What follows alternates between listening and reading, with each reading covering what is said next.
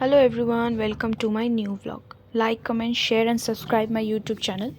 চলো আজকে দেখে নিই আমার বাড়ির পেছনে একটি নতুন জায়গা। এখানে মা খুব যত্ন সহকারে অনেক গাছ লাগিয়েছে।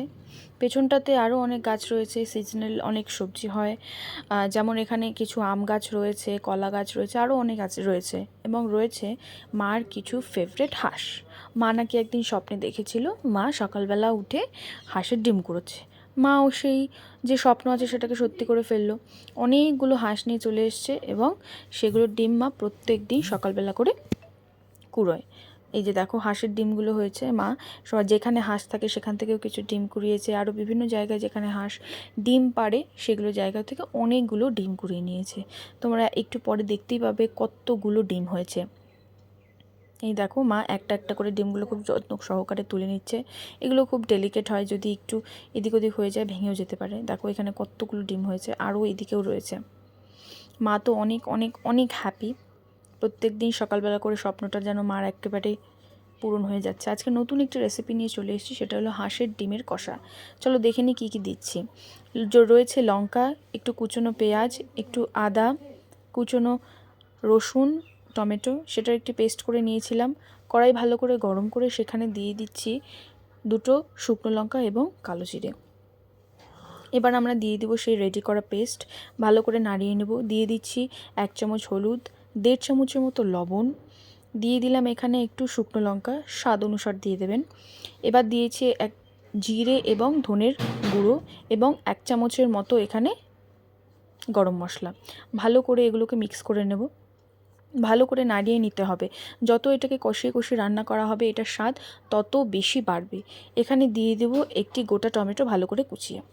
দেখো ভালো করে নাড়িয়ে নিচ্ছি এবং যতক্ষণ না তেল বেরোচ্ছে পেস্টটা থেকে ততক্ষণ এটাকে ভালো করে রান্না করে নিতে হবে। দেখো কত সুন্দর কালার এসছে, একদম রেড। মা খুব যত্ন সহকারে এটা রান্না করছে এবং হেল্প করে দিচ্ছে আমায়। রান্নাটা এত সুস্বাদু হয়েছে। একটু পরে এখানে একটি নতুন ট্রিকও রয়েছে, চলো দেখে নিই সেই ট্রিকটা। ভালো করে ঢেকে নিয়েছি, একটু হালকা সিদ্ধ করে নেব। এখানে আমি কিছু হাঁসের ক্লিপ দিয়েছি, এগুলো আমাদের সব হাঁসগুলো।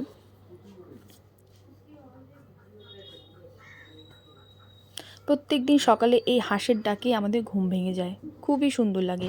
এই যে শাকবাড়ি রয়েছে এটা আমার ফেভারিট প্লেস, এখানে আসতে আমার খুবই ভালো লাগে এবং এখানে দেখতে পাচ্ছ কত রকমের গাছ রয়েছে, অনেক রকমের ফুল গাছও রয়েছে। পেস্টটা আমাদের হালকা সেদ্ধ হয়ে গেছে, দেখো কত সুন্দর করে তেল বেরিয়ে গেছে। আরও ভালো করে নাড়িয়ে নিতে হবে যেন কড়াইয়ে লেগে না যায়। আমি এটার জন্য ননস্টিক প্যান আমি এখানে ইউজ করছি। দিয়ে দিলাম 1 বাটি জল, দিয়ে এই যে পেস্টটা রয়েছে সেইটাকে ভালো করে আরও সিদ্ধ করে নিতে হবে। ঢেকে ঢেকে সিদ্ধ করলে আরও ভালো। ট্রিকটার যে কথা বলেছিলাম সেই ট্রিকটা এখন চলো দেখে নিই। এখানে আমরা কোনো অমলেট ব্যবহার করিনি, এখানে কোনো আমরা সেদ্ধ ডিমও ব্যবহার করিনি, করছি আমরা একেবারে র ডিম, সেটাকে ভেঙেই এখানে আমরা দিয়ে দিয়েছি।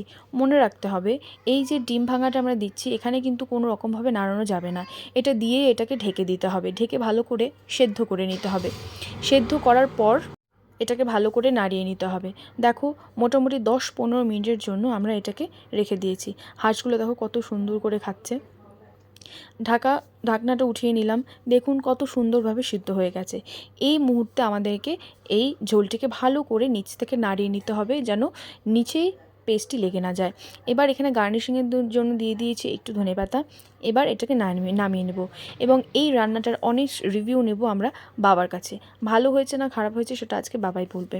ততক্ষণে বন্ধুরা আমার এই পেজটি অবশ্যই সাবস্ক্রাইব করবে, লাইক শেয়ার কমেন্ট অবশ্যই মাস্ট। দেখো কত সুন্দর দেখতে হয়েছে।